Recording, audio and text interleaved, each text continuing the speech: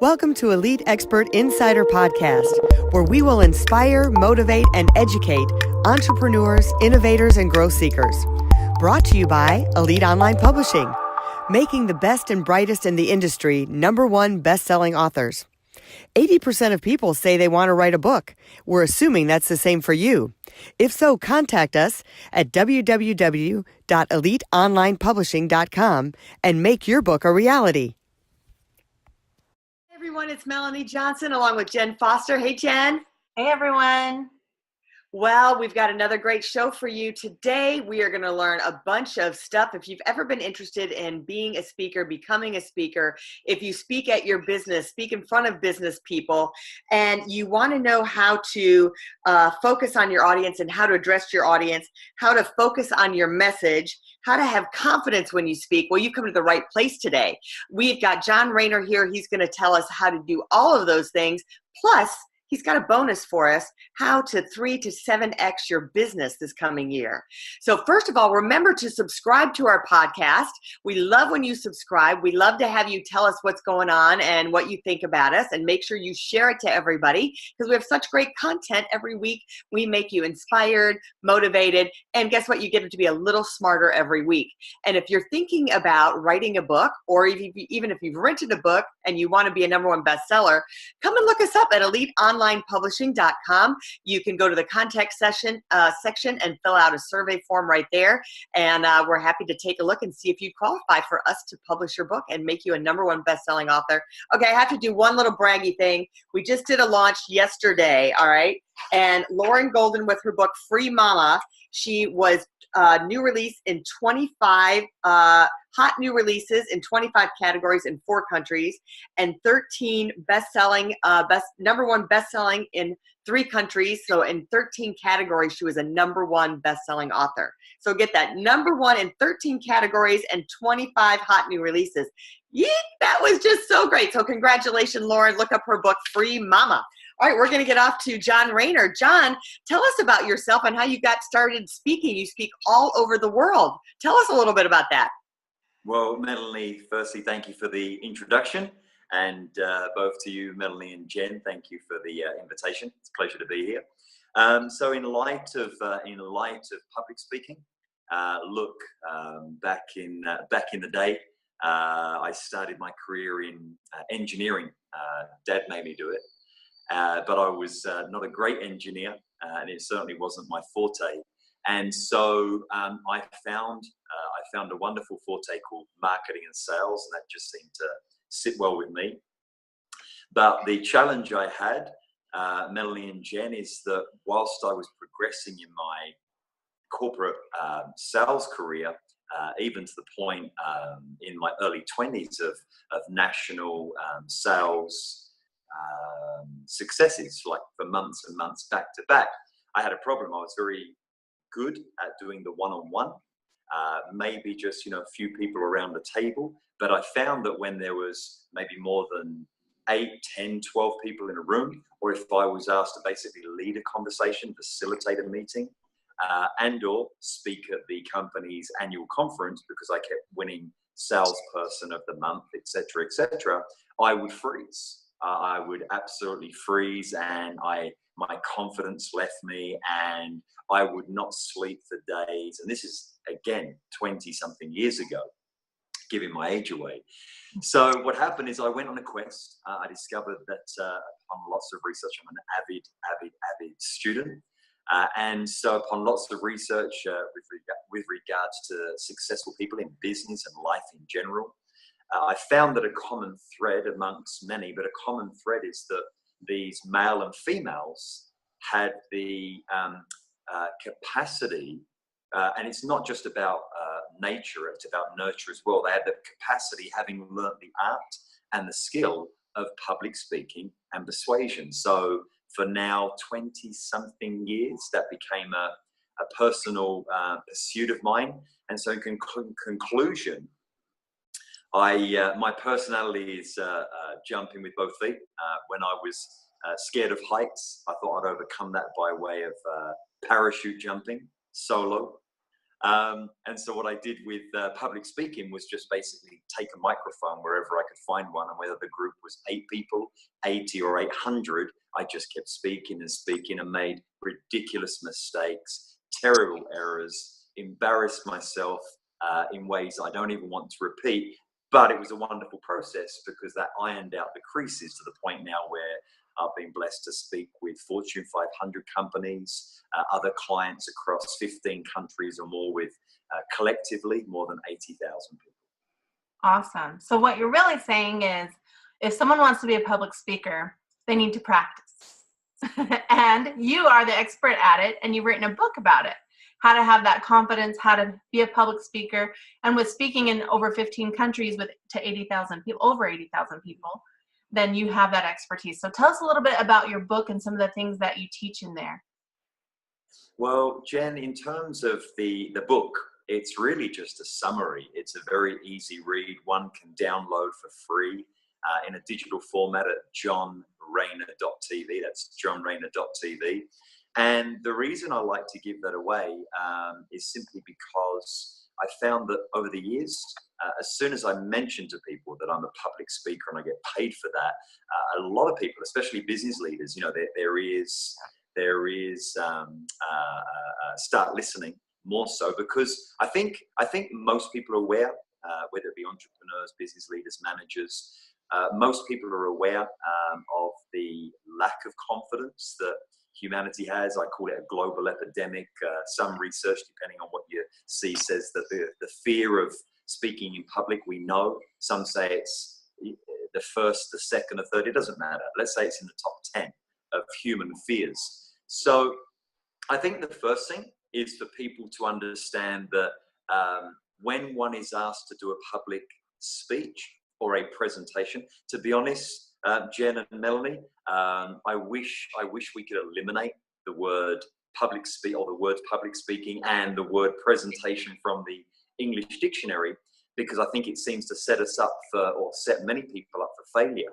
I just love the word conversation, similar to what we're doing now. And when people realize that if they turn the spotlight, real or imaginary, when they've got the microphone or they're leading a room to speak, when people realize as soon as they turn the microphone, the spotlight away from between their eyes and put it on their audience by way of relevant questions and just engaging people in conversation, I've seen people's, including my own, I've seen people's confidence go through the roof almost overnight. This is not something that requires 20 years to fine tune. I've seen people, as soon as they change their philosophy and their conditioning about public speaking or presentations, then confidence rises.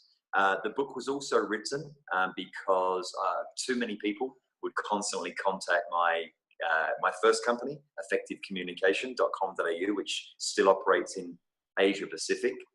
But so many people would ask me the same questions. You know, what are the keys to great public speaking or presentations or conversations? So I put it into an easy format. I think it's like 50 to 60 pages. And again, that can be downloaded at johnrainer.tv. Awesome. I love that. We tell our clients all the time when they don't know, they're like, I want to write a book, but I don't know what to write. And we say, what are those frequently asked questions that people ask you all the time? That's what goes in your book, so that people can know those things. So you have to keep repeating yourself over and over again. Yeah, and I love how you said it's not a speech, it's not public speaking, it's a conversation. So if you start thinking about it as a conversation, it's much less intimidating.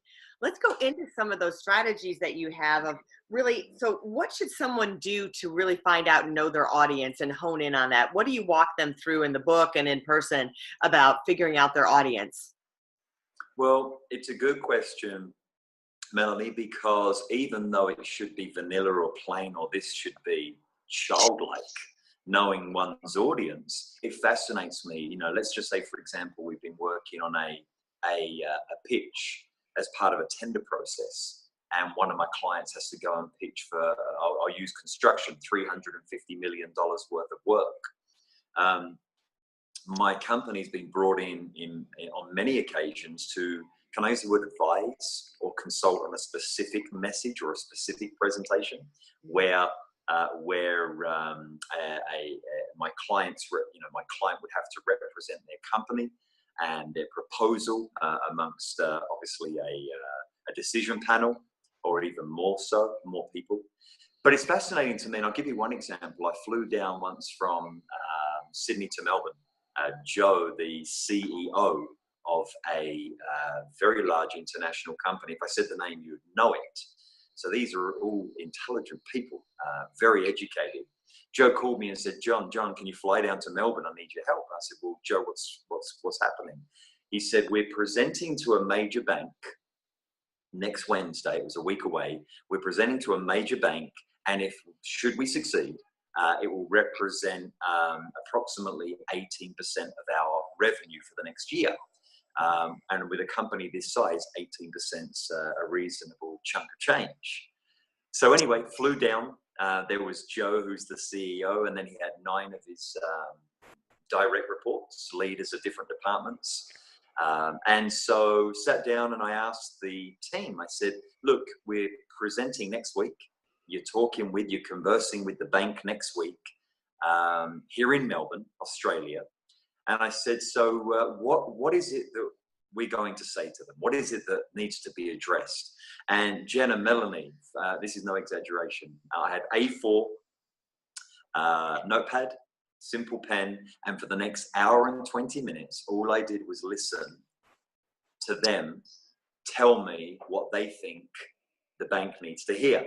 Bottom line, remember, I knew Joe well. I had the liberty to do this. I said at the end, I said, hey, this is amazing information, incredible insights. Everybody thought they had to say something and present something.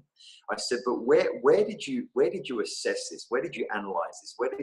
How have you done your reconnaissance with regards to what's important to the bank, as opposed to you bright sparks, intelligent ones? I'm being facetious. I didn't say that on the day. So anyway, they said words like, look, we've served banking for a number of years. We know what we're doing. The bottom line is they hadn't gone to that specific bank, and they hadn't contacted the 4 people who would be part of the decision panel within the bank to ask some simple questions before preparing, before constructing, before arriving, before delivering. So I took my 6 pages, double side, 6 pages of A4 notes. And remember, this is the typical human psyche. As soon as we put under pressure that we have to speak or we have to say something, we typically go internal. I'm talking about the untrained speaker. We go internal. It's the way the brain works. And we start to want to prove ourselves and make sure that we're the most intelligent in the room. The great thing, Jen and Melanie, as a speaker, all we are is facilitators of conversation and key messages. And when people get that, we don't have to be the most intelligent in the room, but we have to be the best facilitator, whether there's 1 person or 1,000. So anyway, I kindly ripped up the pieces of paper, so I needed to get my message across quickly. We only had 1 week. I said, listen, great information, but it's absolutely irrelevant and useless. Remember, I knew the CEO, so I didn't lose my client. And anyway, they looked shocked and offended, hurt. I thought I have to start doing some rejection counseling. But bottom line is, I said, look, can we please stop considering what we're going to say and instead consider what we're going to ask prior to the event? Really simple. We agreed on 5 questions. We targeted the assistants, or the 4 different assistants of these 4 bank directors. And Jen and Melanie, within 2 hours, 3 of the assistants had got back to us via email or phone. 1 was traveling. And basically, they gave us all the ammunition required, because at the end of the day, I had 1 hour and 20 minutes worth of information and 6 pages of A4, and I don't write large. It was small font. And at the end of the day, the bank said, we just want to understand 3 things. There's room for other conversation, but we just want to understand 3 things. They wanted to understand payment terms, because it was a 3-year service level agreement. They wanted to understand inventory, Does this particular company have enough to manage the banking clients? You know, these FPOS machines or payment machines. My client's a producer of and a maintainer of those. And the last thing they wanted to understand was, was customer service. Because when the bank client, i.e. a retailer, calls and says, my machine's not working, they actually don't go to the bank, they go to my client, should they be successful. And so we were able to, it was simple, Jen and Melanie, we were able to construct a message for conversation, which was completely relevant, tangible, and outcomes driven based on what the audience desired. Right. And like you said, keeping it simple and not going to that place of, oh, we got to get this wonderful speech and this wonderful presentation that they're going to say yes to.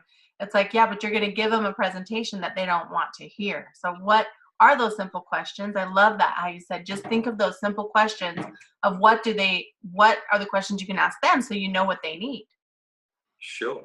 And Jen, in the book, you know, I have like 30 fire starters, meaning 30 different questions one can ask. And, you know, if we put our heads together, we can probably find 300, but the 30 is a good starter. But look, as an absolute basis, the reason why anyone would ask you or I or any of your listeners on this podcast, the only reason we're asked to go and speak or converse or facilitate a conversation is because the audience obviously feels or they sense that we have something of value to share. So of course the first question would be, well, in the time frame that's allowed, whether it be 30 minutes or 3 hours or all day or 3 days, the first question would be, well, why am I here? Or what's most important to you about my time with you during this event? Or what are the 1, 2, or 3 things keeping you up at night regarding this particular topic? Or the questions can go on and on and on, but basically it's always around what the audience desires.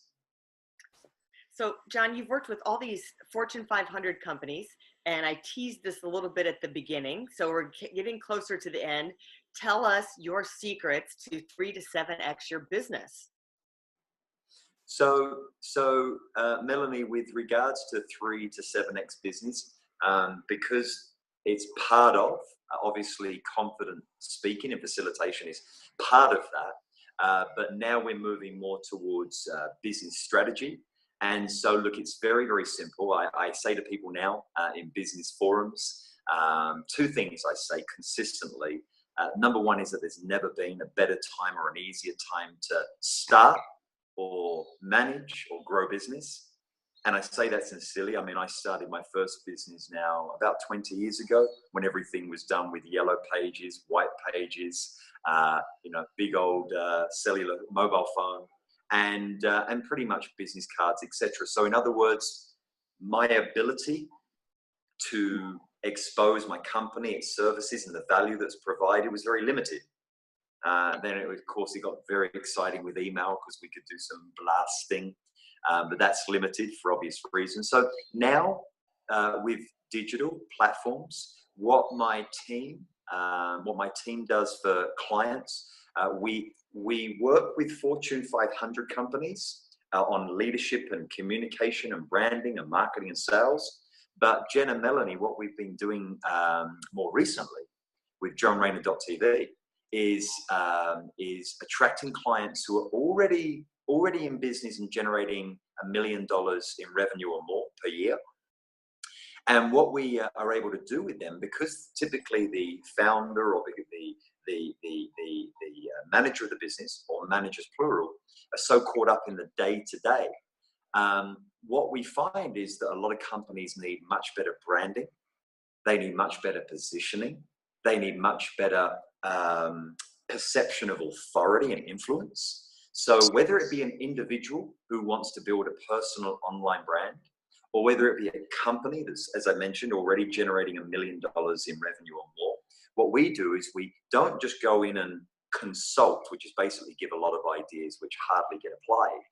My team do everything from the strategy with the client in terms of their overall marketing, especially digital marketing. Then we brand or rebrand where required. Then we position, Then we make sure that the client's set up using social media, using a website, using sales landing pages, anything digital, to ensure that everything's automated, including customer service, prospect inquiries, sales, etc. So the long and the short, we help companies who are smaller but already doing well to 3 to 7x within 18 months, purely by way of digital assets, including digital marketing and automated sales and customer service, if that makes sense. Yeah, that's great. So the key is really overlooking your digital.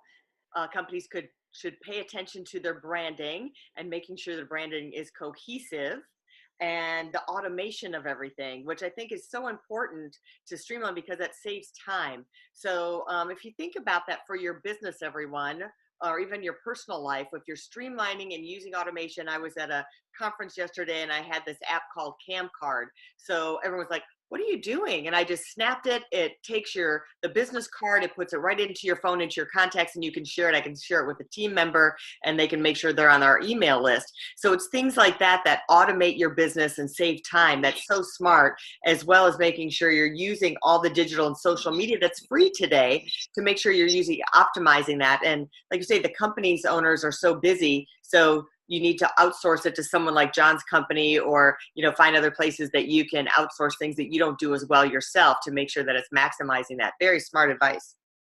Mm-hmm. Thank you. Well, again, John, tell us, what's the website they can go to download the free book? Yeah, so Jen, if your listeners visit John Rayner, JOHNRAYN for Nelly ER, johnrayner.tv. There are 3 components or valuable components. One is the download of the book, Confident, Powerful, and Persuasive Public Speaking. The second is obviously engage myself to speak at a conference or an event that your listeners might have. And lastly, of course, if one's interested in boosting their business significantly in the next 18 months, then of course my team take people by the hand, and we carry the load to do so. Awesome. Well, we'll put that link up at the bottom of the screen for those watching on YouTube. And for those of you who are listening, you can go to johnrayner.tv and get that free downloadable book and all the other resources John provided. And remember to subscribe to our podcast and share it with other people. And please leave us a note. We'd love to hear from you. And sign up for our Facebook, join our Facebook, follow us, like us at Elite Online Publishing. And if you'd like to write a book, you can go right there to eliteonlinepublishing.com and look us up and see if you qualify for us to publish your book and make you a #1 best-selling author internationally and in multiple categories. That's what we do best. So we'll see you next time. Bye.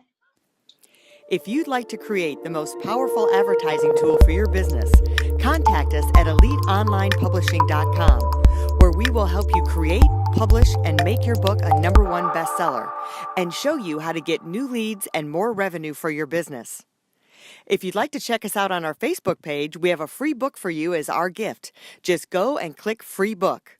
Remember to subscribe and leave a comment for our podcast. We would love to hear from you.